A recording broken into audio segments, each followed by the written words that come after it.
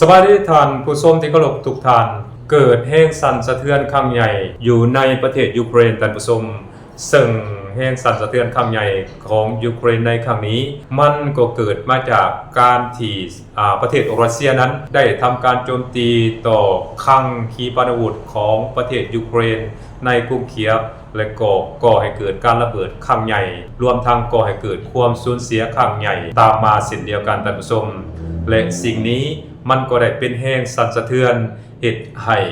รัฐบาลของเซเลนสกี้ประธานาธิบดีเตือนของยูเครนนั้นต้องสั่นสะเทือนไปตามๆกันท่านผู้ชม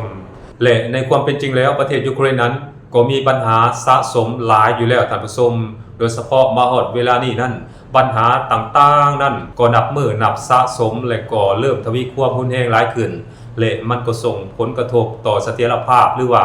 ต่อความอยู่รอดปลอดภัยของรัฐบาลเซเลนสกี้อย่างหลีกเลี่ยงบ่ได้เพราะฉะนั้นมาในวันที่13กรกฎาคม2026ที่ผ่านมานั้นเซเลนสกี้ประธานาธิบดีเถื่อนของยูเครนนั้นก็ได้ประกาศมีการปรับปรุงโครงสร้างรัฐบาลของตนเองคืนใหม่ในนั้นก็ได้มีการประกาศปลดนายกรัฐมนตรีที่ตนเองได้ประกาศแต่งตั้งขึ้นมายังบ่ทันฮอดปีท่านผู้ชม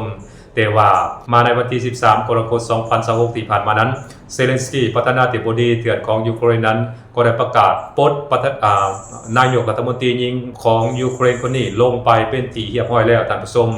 อันนี้มันก็น่าจะเป็นการสังเวยจากการล้มเหลวหรือว่าจากความล้มเหลวในการบริหารจัดการสถานการณ์ต่างๆที่มันเกิดขึ้นของนายกรัฐมนตรีคนนี้นั่นเองท่านผู้ชมซึ่งมันต้องมีคนใดคนหนึ่งที่จะต้องขึ้นมาหับขอแทนประธานาธิบดีเซเลนสกี้ของยูเครนท่านผู้ชมและปัญหาของยูเครนในเวลานี้มันบ่ซัพพอร์ตแต่ว่าเรื่องเสถียรภาพของรัฐบาลเพียงอย่างเดียวเท่านั้นได้ท่านผู้ชมยูเครนเองเวลานี้ก็มีปัญหาลุ่มเล่ามีปัญหาหลายอย่างที่กำลังเป็นมรสุมลูกใหญ่ที่กำลังจะกระหน่ำและก็ถล่มประเทศยูเครนโดยเฉพาะแมนถล่มรัฐบาลของเซเลนสกี้อยู่แล้วท่านผู้ชมบ่ว่าจะเป็นปัญหาคอร์รัปชันการโซลาดบางหลวงปัญหาการขาดแคลนงบประมาณ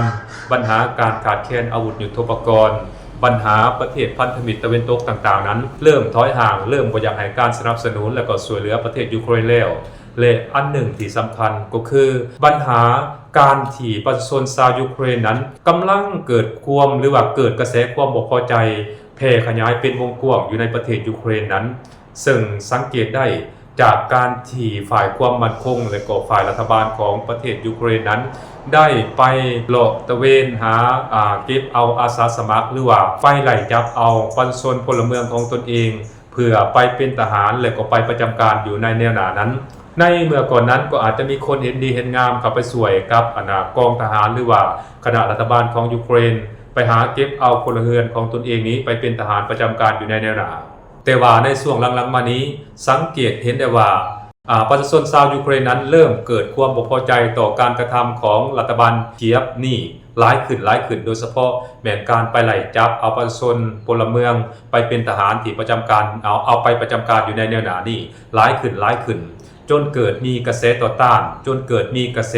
ไล่ถูกตีพวกเจ้าหน้าที่ที่ไปไล่จับเอาประชาชนพลเมืองของตนเองไปเป็นทหารนั้นเป็นวงกว้างแล้วก็เกิดมีกระบวนการอย่างนี้เขาเอ่ยว่าเดินกระบวนประท้วงเพื่อเรียกร้องให้ยุติการกระทำที่ให้มนุษยธรรมดังกล่าวนี้ท่านผู้ชม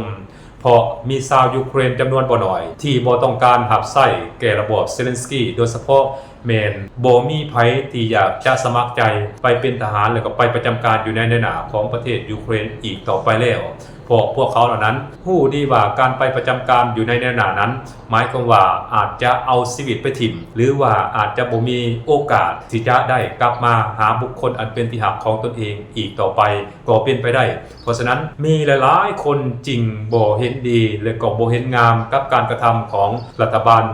เซเลนสกี้ไปเป็นที่เรียบร้อยแล้วท่านผู้ชมอันนึงบัดนี้ปัญหาตัวถัดมาก็คือมันมีสถาบันค้นคว้าวิจัยหรือว่าสำนักโพลก็ว่าได้ท่านผู้ชมสำนักโพลตัวนี้เขาเจ้าได้ไปเดินสำรวจหรือว่าเก็บข้อมูลต่างๆเกี่ยวกับความพึงพอใจในการบริหารงานของประธานาธิบดีเถื่อนเซเลนสกี้ของยูเครน และผลของการสำรวจก็ปรากฏว่าประชาชนประมาณอยู่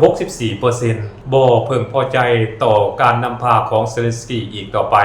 หมายความว่าตัวเลขสถิติดังกล่าวนี้มันมีการเพิ่มขึ้นเกี่ยวกับความบ่พอใจของประชาชนต่อโตของประธานาธิบดีเซเลนสกี้ของยูเครนนั้นแบบมีนัยสำคัญหรือว่าอย่างมีนัยสำคัญเมื่อก่อนนั้นอาจจะมีเล็กหน่อยแต่ว่ามาปัจจุบันนี้เกินครึ่งไปแล้วท่านผู้ชมพวกเขาเจ้าต้องการให้มีการเปลี่ยนแปลงตัวผู้นำหรือว่าตัวประธานาธิบดีของยูเครนพวกเขาบ่ต้องการให้เซเลนสกี้นั้นสืบต่อเป็นประธานาธิบดีของยูเครนอีกต่อไปแล้วเพราะนับตั้งแต่เซเลนสกี้ขึ้นมาดำรงตำแหน่งประธานาธิบดีของยูเครนนี่นะก็เฮ็ดให้ประเทศยูเครนนั้นจิบหายไว้วอดและก็เสียหายอย่างหนักหน่วงประเทศชาติต้องแบกหาภาระหนี้สินอันหนักหน่วงซึ่งเซเลนสกี้นั้นได้กู้หนี้ยืมสินมาใช้จ่ายในการเฮ็ดสงครามกับประเทศรัสเซียนั้นหลายแสนล้านดอลลาร์แล้วท่านผู้ชมถ้าว่าสงครามจบลงเมื่อใดประชาชนชาวยูเครนนั้นก็จะแบกหาภาระหนี้สินดังกล่าวนี้บ่ฮู้ว่าชาติใดจะใช้หนี้ใช้สินเหล่านี้จบสิ้นลงได้เพราะฉะนั้นจึงมีประชาชนพลเมืองของชาวยูเครนนั้นจำนวนบ่น้อยที่บ่พอใจต่อการบริหารจัดการต่อการกระทำของเซเลนสกี้นี่นับมือนับหลายขึ้นและมันก็จะส่งผลกระทบต่อความมั่นคงและก็ต่อความอยู่รอดปลอดภัยต่อเสถียรภาพของรัฐบาลเซเลนสกี้อย่างแน่นอนท่านผู้ชมถ้าว่าสถานการณ์แบบนี้ยังคงพัฒนาต่อไปเรื่อยๆเหตุการณ์ความรุนแรงมันก็จะทวีความรุนแรงขึ้นไปสักไส้อยู่ในประเทศยูเครนนั้นอย่างหลีกเลี่ยงบ่ได้ท่านผู้ชมอันนั้นคือเหตุการณ์ต่างๆหรือว่าสถานการณ์ต่างๆที่มันกำลังส่งผลกระทบด้านลบต่อประธานาธิบดีเซเลนสกี้ของยูเครนเพราะฉะนั้นมาฮอดเวลานี้เซเลนสกี้จึงบ่มีทางเลือกเซเลนสกี้จึงจำเป็นต้องหาเพศหาบาปนั่นก็คือการประกาศปลดนายกรัฐมนตรีของตนเองที่ตั้งขึ้นมายังบ่ทันฮอดปีนั้นให้พ้นจากตำแหน่งแบบสายพาแม่และนี่มันก็อาจจะเป็นสัญญาณบ่งบอกว่าความแตกแยกมันมีความแตกแยกเกิดขึ้นแล้วในคณะรัฐบาลของเซเลนสกี้ในเวลานี้นั่นเองท่านผู้ชมเพราะอย่าลืมว่านับตั้งแต่เกิดสงครามความขัดแย้งระหว่างรัสเซียกับยูเครนนั้นเซเลนสกี้ประธานาธิบดีของยูเครนนั้นก็ได้ปลดบุคคลสำคัญทางการเมืองของยูเครนไปแล้วหลายคนด้วยกันท่านผู้ชม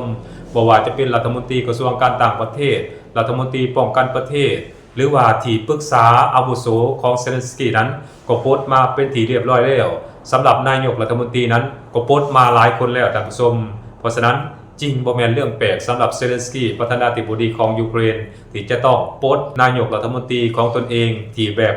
แต่งตั้งขึ้นมาด้วยตีนมือและก็ด้วยปากของตนเองนี่ยังบ่ทันฮอดปีท่านผู้ชมกับปลดลงไปเป็นที่เรียบร้อยแล้วอันนี้มันน่าจะเป็นการหาเพศหาบาปและก็โยนความผิดให้นายกรัฐมนตรีท่านนี้ว่า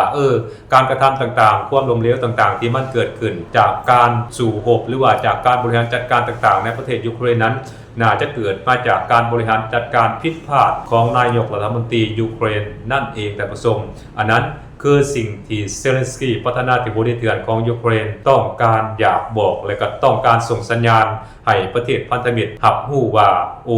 ยูเครนเองนั้นได้มีการปรับปรุงได้มีการแก้ไขข้อขาดตกบกพร่องและก็ได้มีการปลดผู้ที่เกี่ยวข้องหรือว่าผู้ที่รับผิดชอบต่อความล้มเหลวต่อความผิดพลาดในการบริหารจัดการสถานการณ์ต่างๆไปเป็นที่เรียบร้อยแล้วอันนั้นเซเลนสกี้น่าจะต้องการสื่อให้บรรดาประเทศพันธมิตรตะวันตกของตนเองรับรู้และก็ทราบคือในนั้นแต่ที่แน่ๆการปลดตำแหน่งนายกรัฐมนตรีคนนี้น่าจะมีจุดประสงค์ต้องการลดผ่อนแห่งกดดันที่เกิดขึ้นจากภาคประชาชนจากบรรดาประเทศพันธมิตรที่กดดันรัฐบาลเคียฟโดยเฉพาะแม้รัฐบาลของเซเลนสกี้นี่หลายขึ้นนั่นเองท่านผู้ชมสบายดี